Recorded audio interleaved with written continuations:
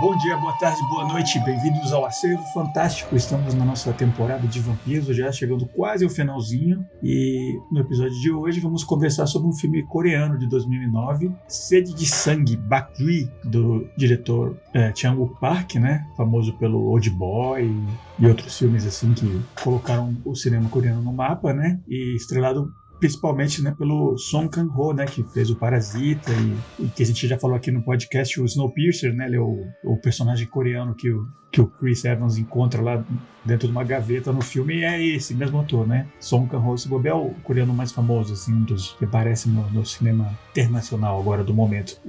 Mas antes de começar a falar do filme e tal, deixa eu apresentar meus co-hosts uma vez. Grande Igor de Campos está aqui comigo. Olá a todos e todas que estão escutando, é sempre um prazer estar aqui com vocês, cavaleiros, falando sobre esses filmes coreanos, novelescos, vampirescos e meio esquisitos, né, convenhamos. E o Diego Nunes também tá aqui. E aí, pessoal, beleza? Tô empolgado para esse episódio. Eu sou fã do cinema coreano e empolgado. Muito bom. Eu sou o Felipe Sobreiro.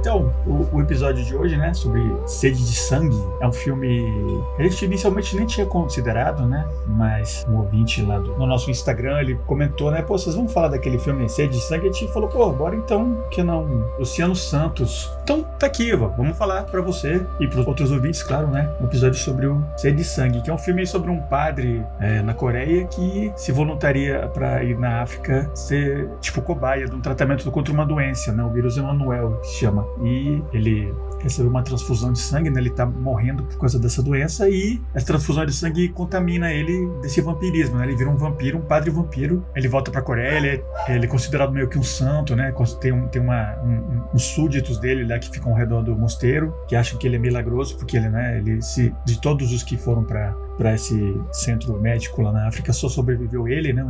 Então eles acham que ele é um padre milagroso e tal. E esse padre, né, que chama Sang-hyun, acho engraçado, né? Eu acho que é de propósito, claro, que é um filme baseado num romance do Emile Zola, chamado Thérèse Raquin, e o nome dele é Sang, né? Que é sangue em francês. Eu acho que não é acidente. Ele encontra no hospital um amigo dele da infância que tem uma esposa, e ele desenvolve um caso com ela, né? Meio que um triângulo e tal. Eles acabam conspirando para matar esse marido, porque ela mente pro padre e diz que ela sofre violência dele, né? Que ele bate nela e corta ela. Mas na verdade não, né? Ela tá tão oprimida lá pela situação lá de viver lá com esse cara doentio, com a mãe, com a sogra, né? Que ela mesma se machuca e ela diz pro vampiro, né? Meu marido tá me atacando. Aí eles matam ele, a sogra fica meio catatônica. Isso tudo também acontece no livro, né? Nesse livro do Zola. Eventualmente ele transforma a namorada Taeju numa vampira também, e ela fica enlouquecidona, assim. Ele é uma figura meio Louis do Entrevista com o Vampiro, né? Ele tem essas dúvidas, né? Ele não quer machucar, ele rouba sangue do hospital, ele negocia com gente suicida, né? Pra receber doação de sangue deles e tal. Já ela não, né? Ela recebe esse vampirismo como uma ferramenta de libertação dela, quase. Então ela é violenta, ela sai matando, e ela tá se banhando nesse poder novo, nessa habilidade que ela tem de escapar dessa vida dela. E aí o vampiro, né, o Sang-hyun se dá conta que foi um erro, né, que ele gerou algo que não devia, e é um final meio trágico, né, ele leva ela e a sogra para um desfiladeiro lá do lado do mar, e eles esperam o sol nascer, né, eles acabam se queimando, né, o final trágico do romance. É isso, né, não sei se eu deixei de contar algum detalhe especial. O que vocês acharam? Vocês já tinham assistido? Qual foi a sua impressão? Por exemplo, o Diegão, você já era familiar com esse filme? Não? O cinema do Chan-wook Park em geral? Então, eu tinha visto Old Boy, né? Claro, né? Mais de uma vez, inclusive, vi o Old Boy, acho que 2 vezes, e vi também a versão do Spike Lee, do Old Boy, né? Com Josh Brolin. E não achei ruim, não achei mal, não, né? Claro que o coreano, né? É muito melhor, né? Do Chan-wook Park, ou então O Park Chan-wook. É difícil saber qual é o sobrenome e qual é o nome, às vezes, né? Não sei. O nome dele mesmo é Chan-wook Park. Park é o sobrenome, mas acho que eles invertem quando tá lá, né? Escrito, né? Dirigido por, directed by Park Chan-wook. E aí tinha começado a ver Sede de Sangue há um tempão atrás. E realmente o início, né? O Igor, ele concorda, ele falou pra gente em off, ele vai falar de novo aqui. O início, ele é um pouco devagar. E aí, se você não tiver, assim, com vontade de ver realmente, né? Eu acabei desistindo, esquecendo um pouco. Mas ainda bem que a gente escolheu esse filme de novo. Mas eu sabia que era um filme bom. E aí ainda bem que a gente escolheu esse filme pra falar no podcast, porque aí eu pude realmente me dar a chance de rever o filme, de rever assim o início e depois ver o filme inteiro mesmo, né? Que eu gostei muito, achei um bom filme. E melhor coisa de ter assistido esse filme foi eu me empolguei pra ver, poxa, eu preciso ver a obra-prima, né? Eu preciso ver o grande filme, né, dele, né, que é A Criada, né, The Handmaiden. Então, e eu achei realmente uma obra-prima, um filme maravilhoso. Foi a melhor coisa, assim, de ter visto esse filme, de a gente ter escolhido esse filme pra falar, porque... E tem alguma relação temática, assim, entre os dois filmes, especialmente a questão da relação, do conteúdo de poder, né, de uma relação amorosa e sexual, do balanço, do equilíbrio de poder entre um e outro, entre uma e outra parte. Isso é um tema muito importante para esse diretor, para o Park Chan-wook. E especialmente com relação à mulher, né? Ele coloca as personagens femininas dele, ele mostra bem, né, como a mulher ela é destituída muito, né, de poder e de autonomia, e aí no filme elas ganham, né? Os filmes dele, o arco dos personagens, eles vão mudando muito, né? Se transformam. E aí ele mostra muito como um personagem que era destituído de poder antes, o que ele faz quando ele ganha poder. Como é que ele reage e tal. A Criada tem muito isso, né? E eu acho que o Sede de Sangue também discute bem bastante. Certamente. Você viu aquele Decisão de Partir, um dos mais recentes dele. Filmaço também. E tem muito esse elemento também. Elemento, especialmente dessa mulher, assim, que faz sentir, se faz ouvir de uma maneira meio agressiva, né? Quando ela pode, né? Tá amassada, e aí ela responde, né? E é sempre meio explosivo, né? Isso tem muito nos filmes dele. Tem mesmo. Então, se tem no último filme, então, porque realmente é um grande tema pra ele, né? E associado à violência e sexo. Ele é um diretor bem sexual, bem legal nesse ponto. A Criada é bem mais horny, né? A Criada é um filme de época, né? E é um filme, assim, que se passa numa mansão, assim, podia ser um filme inglês, por exemplo. Podia ser, tipo, Ismail Merchant, assim, né? Merchant Ivory Production. Mas não, tem cena de sexo quase explícita, assim, sabe? Quase pornográficas, assim. Fantástico.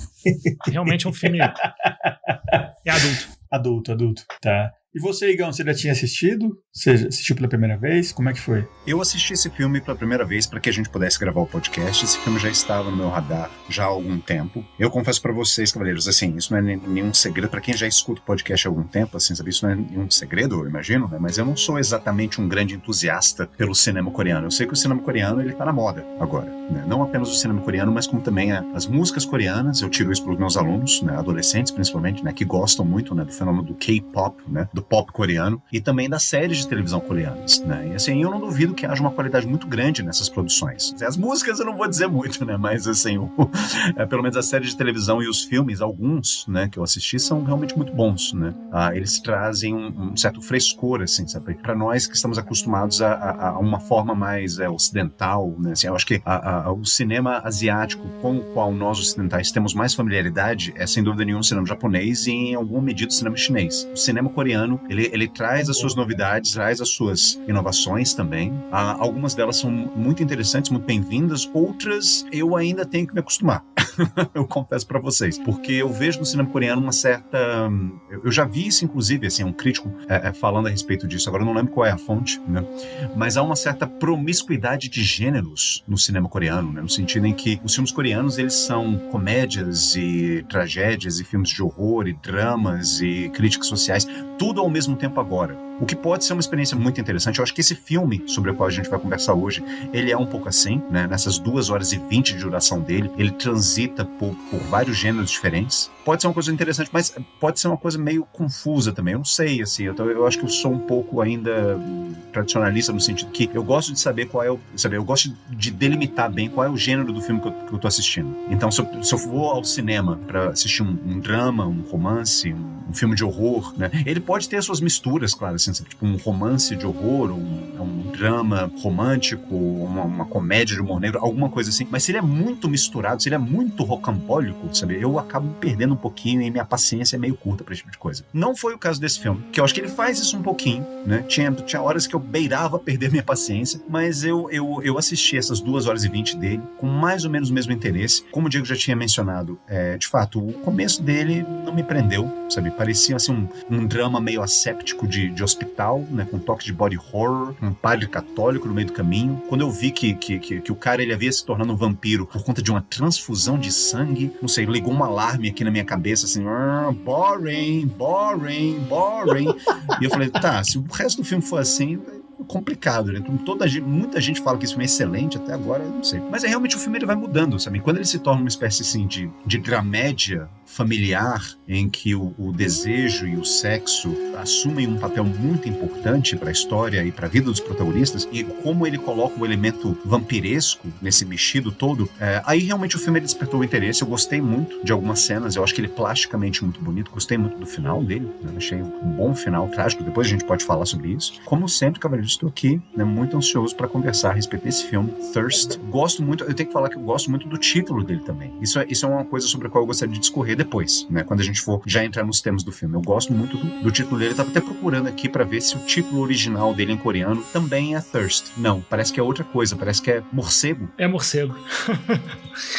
Tanto é que tem uma cena dele pendurado, né, com os pelos pés, né, igualzinho um morcego, do lado de fora do prédio, no banheiro. Bakdi, não é sede, não, é morcego. Bakdi. Então, mas sede é ótimo, eu acho, né? Sede é maravilhoso. Acho que dar o título de morcego pro filme é enfatizar talvez os aspectos mais cômicos desse filme. O filme é sobre um vampiro, né? Vampiro, morcego, então vampiros são morceguinhos são vampiros e tudo mais.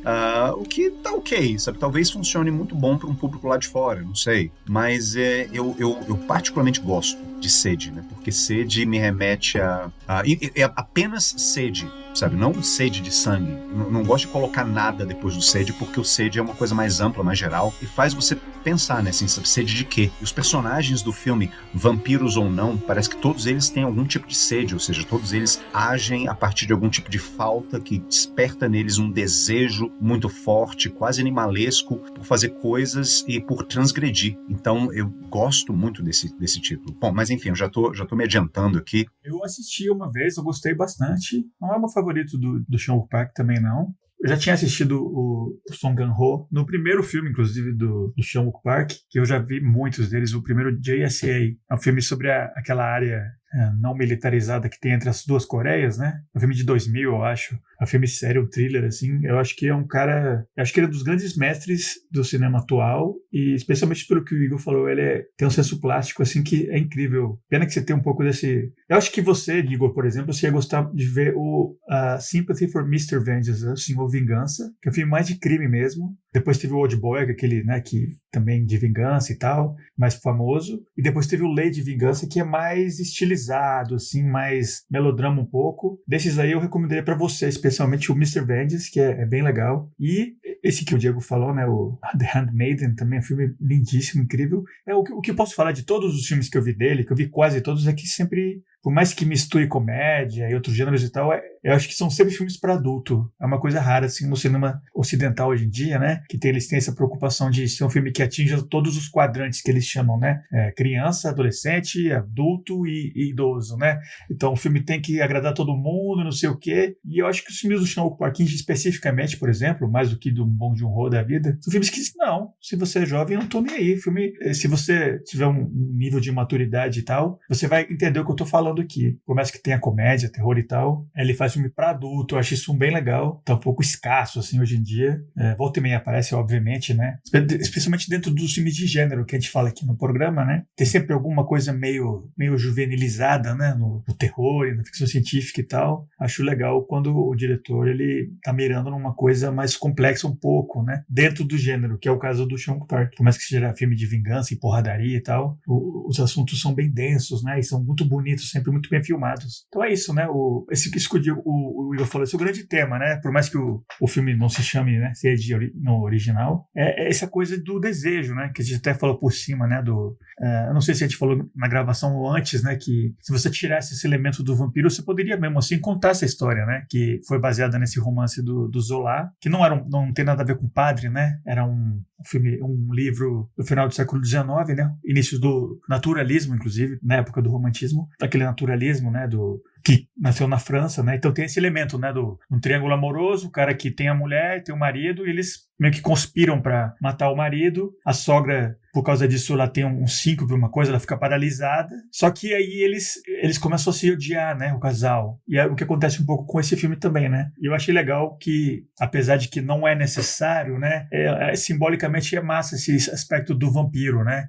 Como esse desejo irrefreável que a gente já mencionou na temporada, né? Eu acho que funciona bastante, né? O vampirismo como um símbolo desse desejo proibido, dessa sede, né, que o Igor falou, dessa necessidade que você tem, porque você não controla se você tem fome ou sede, né? Você só sacia. Você não diz, não quero ter mais sede, não quero ter mais fome, não quero ter mais desejo. Você só consegue tampar isso fazendo a coisa, né? Você só mata a sede bebendo, você só mata a fome comendo, você só mata o desejo, né, realizando ele, né? Que é o caso desses vampiros, vampiro padre e a sua namorada, né? E eu acho legal, né, que na história tem essa Taiju, né, que é a mulher, a namorada do padre, né, digamos, né, a amante dele. Ela tem uma história interessante dentro dessa família, que ela foi criada lá dentro, meio empregada, meio filha adotiva, meio mulher do filho, que é um homem bebê, doentio, escroto, parece uma criança velha.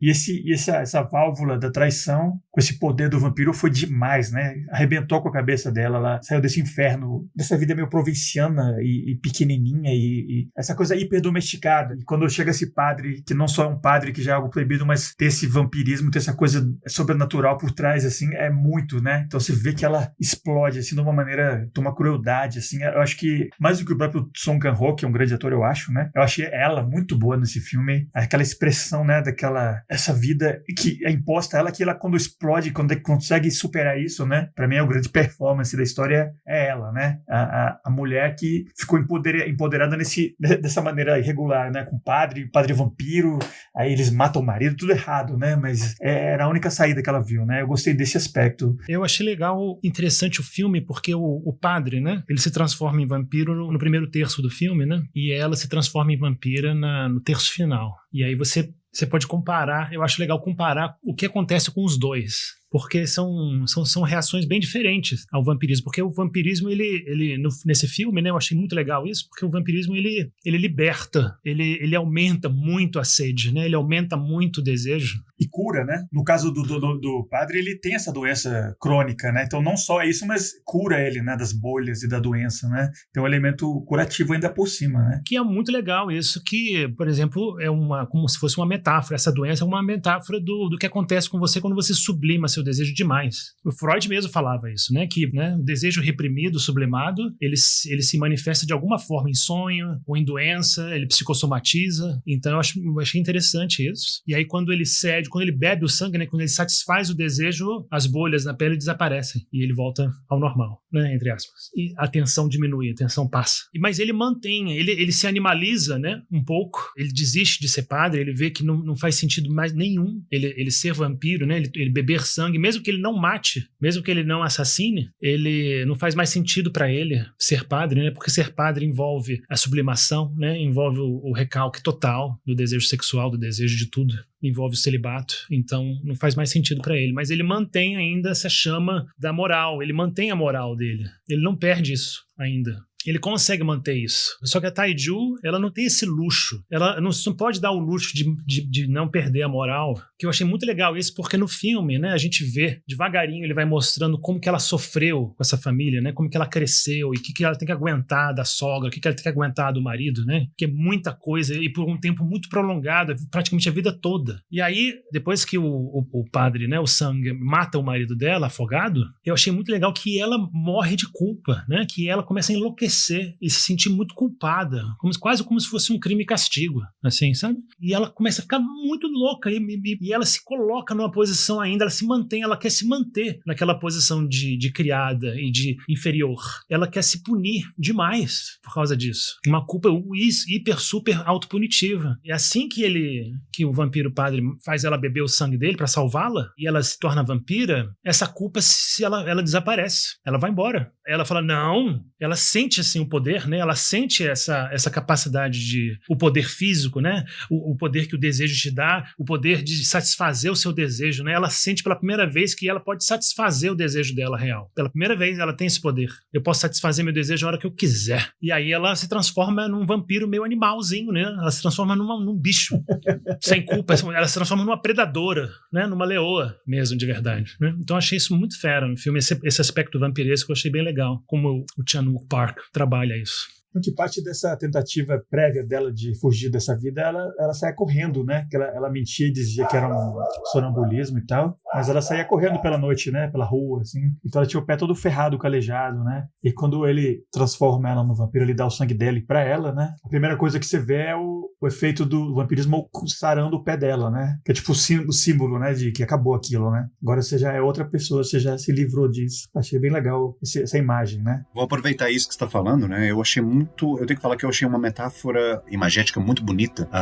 Ela acorda no meio da noite e ela sai correndo descalça pelas ruas. Ela simplesmente sai correndo, ela não tem exatamente um lugar específico para onde ela vai. O lance dela é correr. É uma forma dela se sentir livre, solta, isenta de amarras. E eu achei interessante essa imagem do correr sem sapatos, porque ela tira os sapatos e ela ferra, ela fode todo o pé dela nisso. E é engraçado porque a primeira vez que o vampiro padre acha ela no meio da rua fazendo isso, né? Ele levanta o corpo dela, numa cena que também eu achei muito bonita, e ele coloca, né, os pés dela dentro dos próprios sapatos dele. Eu vou fazer uma viagem alucinatória, conceptual, né, porque eu lembro que há muitos anos atrás, quando eu li um livro chamado A Linguagem do Cinema, ou A Linguagem Secreta do Cinema, do Jean-Claude Carrière, ele fala que o Luis Buñuel associava os sapatos a convenções sociais, né. Para ele o sapato, especialmente o sapato masculino, ele representava algum tipo de convenção, você estar na sociedade, sabe, você andar como o resto das pessoas andam. Usar sapatos seria uma alegoria disso. Então, ela correr sem os sapatos, né, no meio do asfalto, na rua, me parece uma forma dela, de uma maneira muito singela e sendo uma personagem totalmente destituída, né, de importância e poder dentro desse núcleo familiar bizarro da qual ela quase que involuntariamente faz parte, é uma forma dela desafiar essas convenções. E essa é a grande beleza dessa personagem. Também concordo, assim, eu acho que o filme ele cresceu pra mim quando eu vi que o padre, esse padre meio bobão aí, vampiro, né, que chupa o sangue das pessoas em coma e tudo mais, ele não era o principal é ela, sabe? A Tae-Ju é a grande atração do filme, é o drama dela, sabe? Tipo, esse encarceramento dela e esse processo dela se libertar disso de uma forma, como o Diego já tinha falado, bem animalesca e selvagem. Eu acho isso incrível no filme. Então, esse correr no meio da rua sem sapatos, né? Eu achei uma imagem muito poética, muito bonita do filme, e eu acho interessante, né? Porque se você, assim, agora dando um spoiler, né? Quando você assiste o filme até o final, né? Qual é exatamente o último frame do filme? Depois que ele não suporta essa vida que eles têm, né? Então ele acaba se matando e matando ela também, de uma maneira que eu também achei extremamente poética, né? Assim, tipo, eles se colocam numa situação em que eles não têm pra onde correr, eles têm que ver o sol nascer, o sol nasce e o sol fulmina eles, né? Como fulminou também o Nosferatu e tantos outros vampiros, só não os vampiros de Twilight, que aparentemente gostam do sol e brilham no sol, mas o último frame do filme é o sapatinho dela, que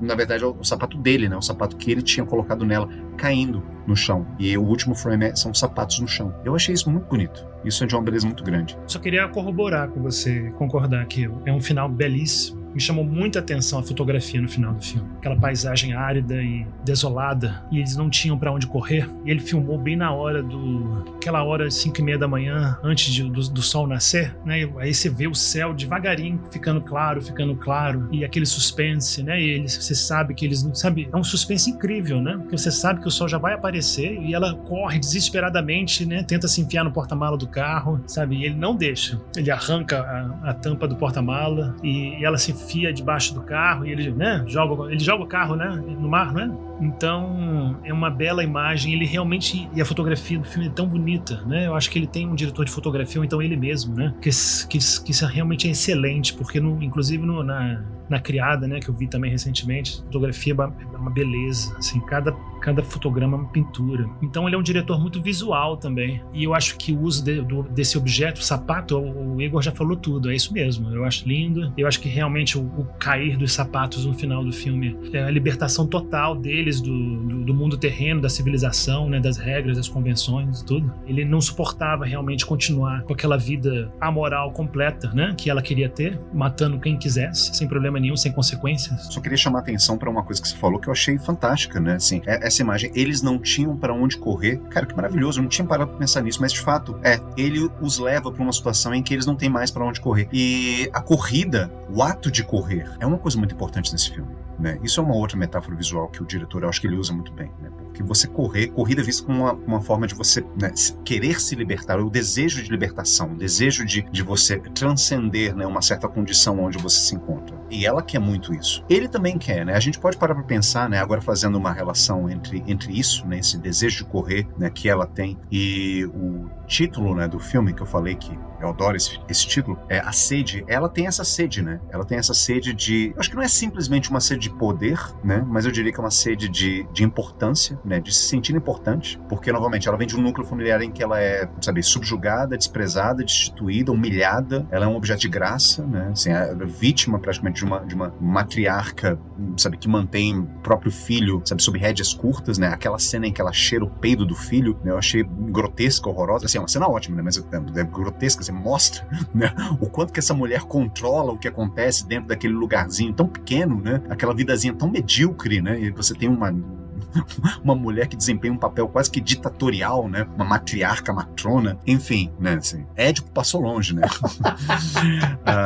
Então, a Tae-Ju, ela tem essa sede de importância, né? E ele, eu não sei o que vocês acham disso, assim, sabe? Isso aqui tá, novamente, uma viagem da minha cabeça, né? Pode ser apenas uma viagem da minha cabeça, mas eu acho que ele tem uma sede de experiência muito grande, sabe? E ele projeta muito isso nela mesmo, porque ele é, por falta de uma palavra melhor para descrever, ele é um virgão, né? Ele não fez porra nenhuma na vida dele, sabe? Ele é um padreco, assim, sabe? Em alguns momentos do filme ele alude a essa total inépcia dele em lidar com as coisas do mundo, essa total falta de mundaneidade dele. Ou seja, ele não é experiente, nunca beijou uma mulher, nunca transou com ninguém, nunca mal passou a mão em alguém, e não apenas no sentido sexual, mas num sentido mais geral também, assim, sabe? Ele é um cara muito ingênuo, muito sem... Não sei se ingênuo é a palavra, mas assim, muito sem experiência e vivência do mundo. Inocente, talvez, né? Inocente, talvez. E é através desse contato que ele tem com ela, que ele vai adquirir essa experiência que ele está buscando. E eu acho que o vampirismo é só um catalisador, né, para que ele realize finalmente esse desejo por experiência que ele tem. Eu concordo, né, que ele tem um desejo por experiência, um desejo de viver uma vida mais mundana, o que aproxima ele mais ainda de uma figura crística, né, uma figura de Cristo, porque o catolicismo ele é um fenômeno na Coreia, né? Ele não pegou no Japão, mas na Coreia pegou, né? Tem muito catolicismo lá, né? Tem igreja, tem templo, né? Teve até quando começou o Covid, né? O Covid começou a se espalhar na Coreia por meio de uma igreja lá, de uma reunião lá né? Da congregação. Então, o padre católico na Coreia não é uma coisa absurda, tem muitos, realmente, né? O japonês e o coreano, eles levam, quando eles adotam, eu vi isso acontecer, né? Eu falo porque eu vi. Quando eles adotam uma religião ocidental, né? Por exemplo, o catolicismo, eles meio que literal, eles acreditam literalmente naquilo. A fé deles não é simbólica, né? É quase literal. Então ele meio que segue Cristo quase que literalmente, né? Ele é celibatário de verdade e ele vai lá para esse centro, né, de pesquisa, né, que está pesquisando esse vírus que está matando muita gente. Ele vai lá com um ato de sacrifício pelo outro, pela humanidade. Ele realmente acredita que ele se doando, né? O sofrimento da carne dele pode realmente vir a salvar pessoas, né? Salvar o mundo, né? Salvar a humanidade igual Cristo, né, fez. Então ele realmente leva o cristianismo bem a sério, né? Então e aí com o vampirismo transforma isso nele, né? O vampirismo leva ele para essa experimentação do mundo de maneira mais sensorial, como o Igor falou. A gente pode até fazer um paralelo aqui entre... Esse paralelo não é original, né? Assim, eu sinto dizer que ele já foi feito, mas eu gosto de ficar repetindo ele porque eu acho ele fantástico, né? Existe um paralelo quase que muito claro, desculpem a heresia aqui, né? Entre o vampirismo e o cristianismo, né? Ser um homem imortal que doa o sangue dele, bebam porque este é meu sangue, né? Uau, né? Você pode traduzir isso de várias formas possíveis, né? E o fato dele ser um padre, que ele tem que lidar com essa liturgia cristã, eu acho que, né, também é uma outra metáfora bem interessante do filme, né? A forma como ele, literalmente, ele doa o sangue dele para poder salvá-la, na falta de um real sacrifício, né? Porque no final dos contos ele não consegue fazer o sacrifício, né? Ele vai se doar para a ciência, né? Ele vai se doar para o próximo, mas aí ele acaba se tornando um vampiro, sabe? O vampirismo meio que atrapalha essa pretensão de mártir que ele tem no começo do filme. O que eu achei uma ironia bem interessante também. Mas, na verdade, o ato salvador dele acaba gerando um demônio, né? Que é ela, né? Assim, ele acaba desencadeando toda uma série de acontecimentos trágicos porque ele liberta nela uma libido irrefreável. E a terceira parte, né? O terceiro terço do filme, eu acho... Aí sim, o filme é uma delícia, né? Aquela cena daquele massacre que acontece na casa deles, daquele povo jogando Mahjong, sei lá, porra, aquilo. Eu achei extraordinário aquilo, eu achei muito bom. Ele joga a mulher dentro do armário, deixa ela lá trancada enquanto ele vai matar o outro cara, sabe? Não, eu achei muito bom aquilo. Eu achei muito legal que você apontou isso do filme, né? E do estilo desse diretor, né? Que ele mistura gêneros mesmo, né? Muitos. Ele inclui elementos de vários gêneros nos filmes dele. E esse filme tem várias cenas cômicas, tem várias cenas de comédia. E o filme, ele não... Realmente, isso que é interessante de assistir um filme coreano, por exemplo, né? Um filme de uma cultura bem diferente da nossa, porque ele não tá ligando muito pra tom. Ele começa um filme num tom bem dramático, meio de thriller, mas ele tem várias cenas do filme que muda o tom, né? E fica cômico. Essa cena, por exemplo, do Mahjong é muito engraçada. Eu ri várias cenas, assim, tem muitas cenas que são muito engraçadas, né? A cena do peido que o Igor falou, né? Que a mãe cheira o peido dele, sabe? É uma cena quase que um humor físico pastelão, sabe? Super engraçado, né? O próprio final dela tentando se proteger do sol e ele revelando ela pro sol sempre, é uma cena muda, meio Chaplin, assim, meu cinema mudo, né? Ela se esconde, ele vai, destampa ela, aí ela vai e se coloca debaixo do carro, aí ele empurra o carro. Ou, por exemplo, e é muito bom que eles têm um delírio a dois, né? Compartilhado da culpa de terem matado o marido dela. Eles começam a ver ele. Não é um fantasma, é simplesmente uma manifestação da culpa deles, mas eles veem o cara com a pedra no peito, babando água. Inclusive, quando eles estão transando uma hora, ele fica no meio deles, né? É uma cena de comédia, né? Mas é uma representação da culpa deles compartilhada, né? Então, vai do terror pra comédia. Aí na cena seguinte, ela tá passando mal e o cara chama um médico lá, aí ela decepa lá o pescoço dele, o sangue explode. Aí na cena seguinte é uma cena dramática, e na cena depois volta a ser comédia. Realmente o tom é bem variado, né? Isso aqui é muito interessante que eu tava falando de assistir um filme coreano, por exemplo, né? de um grande diretor como ele, porque a gente começa a ver como os filmes ocidentais, especialmente Hollywood, o cinema de Hollywood, é bem certinho, né? A comédia é sempre comédia, o tom cômico o tempo todo, e drama é sempre drama, e terror sempre terror. É bem corretinho, né? É formulaico até. É formulaico, né? E até a gente se acostuma tanto a isso, né? E o Igor comentou que quando a gente vê um filme assim com tantos elementos de gêneros diferentes, né? Com tantas mudanças de tom, a gente acha estranho e confuso. Talvez se a gente assistisse mais filmes assim, a gente se acostumaria com isso. E acharia interessante também. Não causaria tanto desconforto, né? Acho que às vezes no cinema americano é porque tem esse aspecto mais de cine comercial, né? Então, como é um produto, você não pode experimentar tanto, você tem que prover o produto esperado, né? Pro cliente final comprar, né? Mas acho que fora desse eixo, por exemplo, o próprio aqui no Brasil, né? O próprio Bacurau é um pouco assim, né? Tem ação, tem thriller, tem crítica, tem comédia, tem drama. Volta e meia, né? Tem horror também, um pouquinho, né? Tem horror. Não é obrigatório, né? tem as convenções de gênero, mas não é uma coisa, não é uma regra assim dura, né? Você pode passear por cima um pouco, né? Eu acho que esse tipo de mistura, né? Esse tipo de caldeirão, né? Do Hulk, de confusões e gêneros, quando ele é feito por um grande diretor, um diretor minimamente competente, como é o caso do Chan-wook Park, eu acho que o resultado sempre é muito interessante. Por mais que ele possa, não sei, desagradar certos públicos chatos, como eu admito que eu sou um público chato, ainda assim é um filme muito interessante, muito, muito bom de se ver, com cenas ótimas, e ele traz um pouco de tudo, né? Ele traz um pouco de comédia, de ação, de humor, de poesia, inclusive, né? Mas é um filme muito coerente, apesar de tudo, sabe? Do começo ao fim, você sabe o que você tá vendo. Claro, quando isso é feito, assim, sabe, por gente meio abobalhada idiota, como, por exemplo, os diretores de Everything, Everywhere, All the Time, aí é cansativo.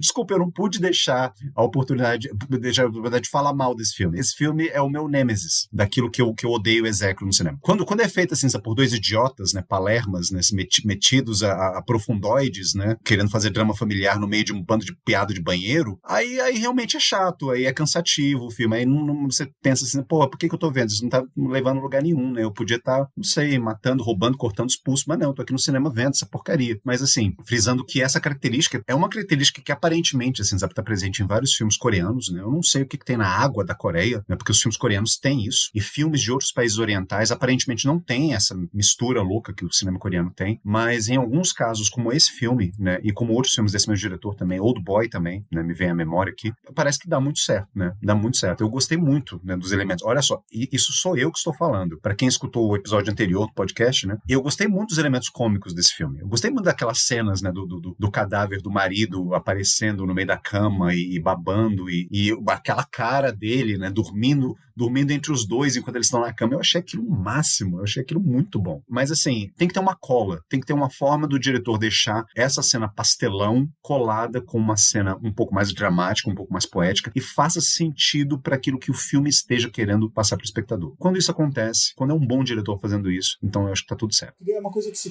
passou um pouco assim do assunto, mas eu tava falando dele como uma figura crítica de querer se sacrificar, né? Ele vai pra África, lá pro instituto, lá pra se colocar de cobaia, né? Fazer esse sacrifício pra descobrir uma cura pra essa doença e tal, e ele não consegue, né?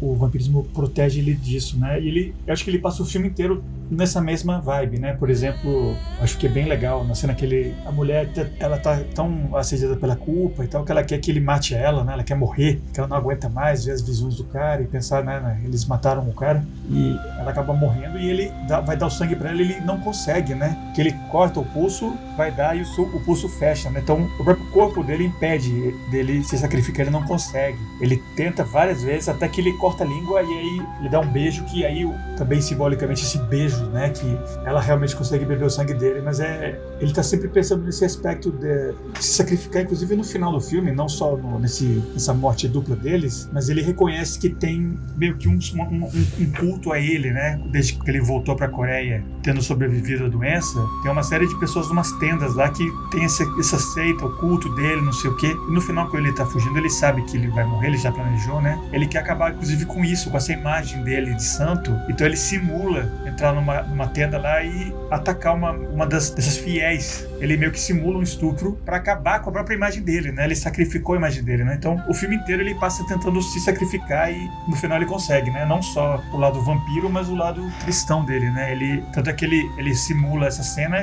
eles apedrejam ele sai lá do acampamento, né? Dos fiéis e a câmera, você vê ele chegando e ele sorri, né? Ele conseguiu o sacrifício. Ele acabou com essa imagem. As pessoas vão poder voltar pra vida delas e tal. Vão ficar imaginando que ele era um grande santo depois da morte dele, né?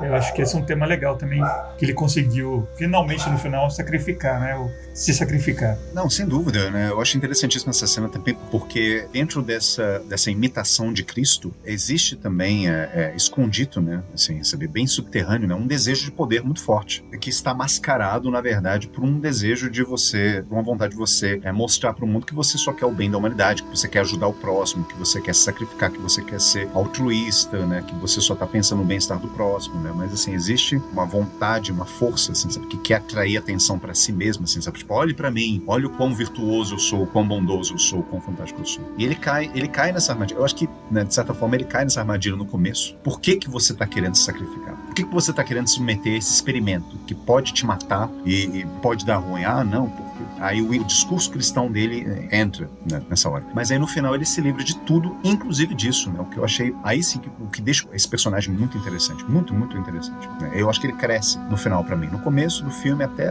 não sei, os 2 textos eu tava achando ele meio bobão. Ela é bem mais fantástica que ele. Mas aí no finalzinho, especialmente depois dessa cena, eu falei, não, esse cara é interessante, bom de se ver. Eu ia falar isso, que ele se despe, né, da vaidade, né, de ter esse poder, né, da vaidade de ter seguidores. Ele realmente faz um sacrifício total, completo mesmo. Inclusive o apedrejamento também tem um simbolismo bem cristão também, né? Super, né? Então ele, de fato, ele tem como se fosse uma via crucis, né, autoimposta, né, no final do filme. No final você vê que realmente o sacrifício dele era sincero, né? Não era pra, será, um dia virar o santo sangue, né? Sei lá. Ele não era essa vaidade religiosa do autoflagelamento, né? Ele realmente queria ajudar, né? E no final essa cena fecha, assim, amarra legal no final. E a grande tentação que tá do lado dele o tempo todo, né? A tentação de viver o resto da vida com ela, matando e trepando, né? Que é a grande tentação de todos nós, de poder matar e trepar sem culpa, né? E sem consequências. Ó, deixa eu bem claro, vocês ouviram isso aqui no podcast, viu? Tá. Espero que isso não seja uma red flag de nada, sabe? Meses depois, podcaster é preso, lá. Mas é a pulsão de vida e a pulsão de morte, né?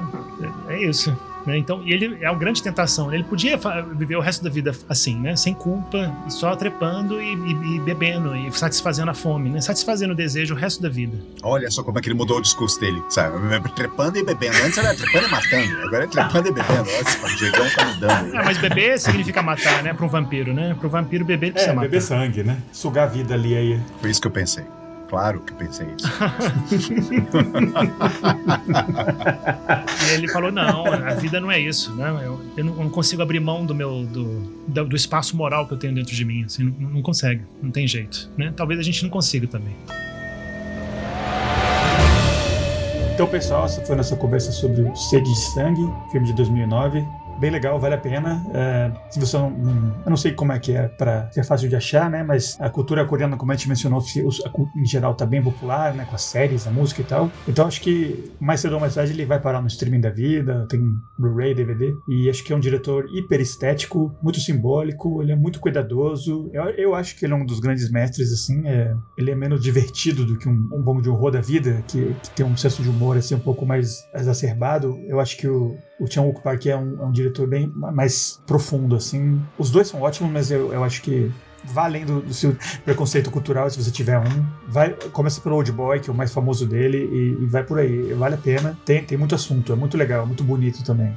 E antes de anunciar o nosso próximo filme, que por coincidência tem um título muito a ver com o de hoje, deixa eu perguntar para os meus co-hosts quais são as recomendações da semana, qual é a dica da semana. Se vocês quiserem, deixa eu começar eu, né? É um filme recente que eu vi no cinema, filmaço, assim, dos que eu mais curti de ver no cinema, do Ryan Coogler, Pecadores, 2025, com Michael B. Jordan fazendo um papel duplo. E eu acho que, assim como esse, é um filme muito interessante nesse elemento vampirismo, paixões humanas, desejo, mas acho que é um filme que a temática dele é um pouco diferente, é mais cultural, americana, com relacionamento racial, música blues. Eu achei o filme muito legal, muito bonito também, como esse também tem esse elemento do desejo, também tem esse elemento dos vampiros, só que o comentário é um pouco diferente. Mas eu achei um filmaço, vale muito a pena. Se bobear, o melhor filme do Ryan Coogler, né? Que fez uns filmes muito bons, e também esses do Pantera Negra, que eu acho que facilmente os melhores da Marvel, né? O Pantera Negra, o primeiro, é um diretor jovem pra caralho, muito interessante e tem muito o que falar. E eu acho que esse Pecadores é um filme que acompanha bastante esse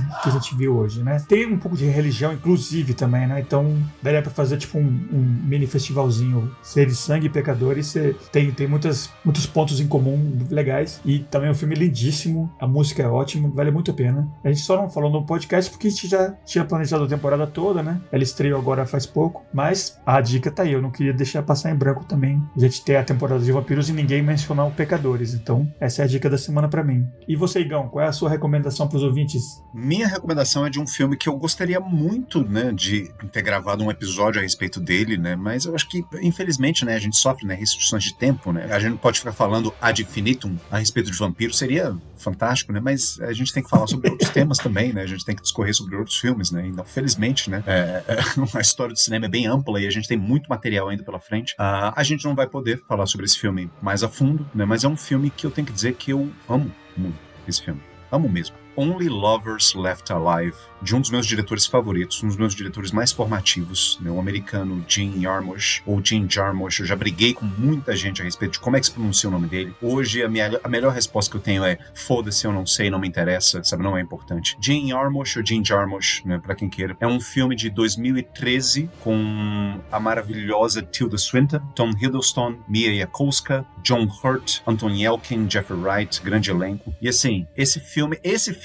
ele é o meu filme coreano, no sentido que ele traz um pouco de tudo pra mim. Ele é bem humorado, ele não chega a ser uma comédia, mas ele tem alguns elementos mais leves, mais cômicos, né? Ele faz piada com certas coisas. Ele é extremamente poético também, eu acho que faz parte do próprio estilo do diretor, né? Os filmes dele são muito poesia visual pura, né? Pra quem nunca assistiu, sei lá, Strangers in Paradise, ou Dead Man, Coffee and Cigarettes, sabe? Recomendo praticamente toda a filmografia do Jim Jarmusch. Eu acho um diretor magnífico. E ele fez esse filme belíssimo, né? Sobre um casal de vampiros que está vivo há centenas de anos, né? E a forma, assim, vou resumir de uma maneira bem tosca, a forma como eles lidam com essa eternidade deles levou eles a uma crise, né, no relacionamento deles. E é um filme muito atmosférico, não fica, assim como todos os outros filmes do Jim Jarmusch, não fica esperando, assim, sabe, grandes plot twists, ou grandes cenas, ou clímax, sabe? É uma narrativa que se baseia muito mais entre momentos, um momento atrás do outro. Eu fico muito satisfeito em indicar esse filme para quem ainda não assistiu, né? Especialmente para aquelas pessoas que ainda não conhecem o cinema do Jarmusch. Assistam esse filme, assistam os outros filmes dele, e fica aqui essa breve cartinha de amor que eu tenho aos filmes dele, aos títulos que ele coloca nos filmes. Esse filme, essa literação Only Lovers Left Alive, para mim já valeria o preço do ingresso, né? Mas o filme ele consegue ser muito mais do que isso. E a trilha sonora também, destaque especial para a trilha sonora do, é um nome holandês dificílimo, mas Joseph Van Vissen, que ele usou uma mistura de guitarra elétrica com alaúde para fazer uma trilha sonora que eu acho que é praticamente única, belíssima, uma das trilhas sonoras mais lindas que eu já ouvi. E, bom, enfim, como eu falei, eu gravaria um podcast sobre esse filme, mas infelizmente não tem tempo. Fica aí minha dica, Only Lovers Left Alive. Muito bom. Diegão. Já recomendei, né, durante o episódio, né, A Criada, The Handmaiden, obra-prima do Chan-wook Park, maravilhoso. Tem que ver, obrigatório, eu acho, pra todo fã de cinema. Um filmaço, quase perfeito. Meio longo, realmente, né, mas vale a pena ver até o fim. Filme de 3 partes, realmente, né, então ele é meio novelesco nesse sentido, né, no sentido de novel, né, de romance, né, ele é bem literário e também um filme bem adulto, bem bonito. Tem que ver, tem que ser visto. Filme de época, né? Tem sobre a relação da Coreia com o Japão, eu acho, pelo que eu lembro, né? Bem sofisticado, né? Tem uma relação bem ambígua, né? De admiração e ódio, né? Entre cultura japonesa e cultura coreana. Envolve muito isso. E é claro, né? Envolve muito desejo também, muito sexo, mas também envolve amor, também envolve poder. Especialmente a relação de poder entre 2 mulheres, né? Uma nobre e uma criada, né? E entre nobres também, entre um... O filme tem 2 personagens, né? Um homem e uma mulher da classe baixa e 2 personagens da classe alta. E os 4 personagens desse filme são altamente complexos, né? São altamente ricos de interpretação de você, né? São personagens realmente bem redondos, assim, né? Bem profundos. Então, realmente, às vezes, todo mundo reclama, filme longo, né? Pra que fazer um filme de quase 3 horas e tal? Mas a gente ganha a dramaturgia, né? E a riqueza dos personagens ganha com o tempo também. A gente, às vezes, precisa de tempo. Pra ter densidade, pra ter profundidade, você precisa também de ter uma concentração que dura mais tempo, né? Vale a pena. Esse filme vale muito a pena. Certamente. Filmão. Então é isso, galera. Foram nossas dicas da semana. Então, nosso próximo filme, já que a gente já saciou a nossa sede, agora vamos saciar nossa fome de viver. Filme dos anos 80, acho que 82, 83, do Tony Scott, com a Catherine Deneuve, o David Bowie, Susan Sarandon. Cena de abertura com o Bauhaus, famosíssima cena. Bela Lugosi's Dead, filme bem bonito, talvez o filme mais bonito do Tony Scott, assim. Não vou falar nada, vou guardar pro episódio que vem, que vai encerrar a nossa temporada de vampiros. Escolha do Igor, eu achei muito boa, a gente salvou um dos melhores pro final. Não sei se o Diego já assistiu, mas eu sei que o Igor tá aqui gesticulando e aplaudindo e mostrando os chifrinhos do heavy metal. Vai ser um episódio legal, assim como o de hoje foi, eu acho. Espero que vocês tenham curtido e bora dar tchau pros ouvintes. Então, Igão, expresse-se. Expresse-se. Como sempre, é um prazer estar aqui com vocês discutindo sobre esses filmes interessantíssimos. Eu espero que o nosso público, os nossos ouvintes, né, também tenham gostado, né, e depois enviem o feedback que é tão importante pra gente. Falem, sugiram outros filmes também, comentem, nos sigam no Instagram, nos sigam no Spotify. E o que eu posso dizer? Eu tenho que tirar algum tipo de vantagem, assim, sabe? Sim, fui eu que indiquei esse filme. Eu acho esse filme maravilhoso, The Hunger, com esse elenco fantástico, que o Felipe já mencionou. Amo de paixão. Eu acho o Tony Scott um diretor ainda a ser redescoberto, né? Ele, infelizmente, ainda está muito na sombra do irmão mais bem-sucedido, comercialmente mais bem-sucedido dele, que é o Ridley Scott, que também fez filmes importantíssimos, mas eu acho que o cinema do Tony Scott também é muito interessante. Um diretor que, infelizmente, já faleceu, né? Faleceu muito jovem, né? Poderia estar aí, não sei, fico pensando o que ele poderia estar fazendo hoje em dia, né? Assim, porque ele sempre foi muito inovador também, muito estilizado, e eu amo esse filme. Tô louco pra conversar com vocês a respeito dele. E é isso. Gente, um grande beijo, até mais, até. Perfeito. E, Diegão? Valeu, pessoal. Amei também a nossa conversa de hoje. Também estou feliz que o Igor tenha escolhido Fome de Viver, né, The Hunger, porque eu acho que eu só vi esse filme uma vez, há uns 25 anos atrás. Então, não lembro quase nada do filme. Então vai ser um grande prazer rever Fome de Viver pra gente poder falar no próximo episódio. Até mais. Bom demais. Isso aí, galera. Esperamos vocês daqui a 2 semanas. Falou!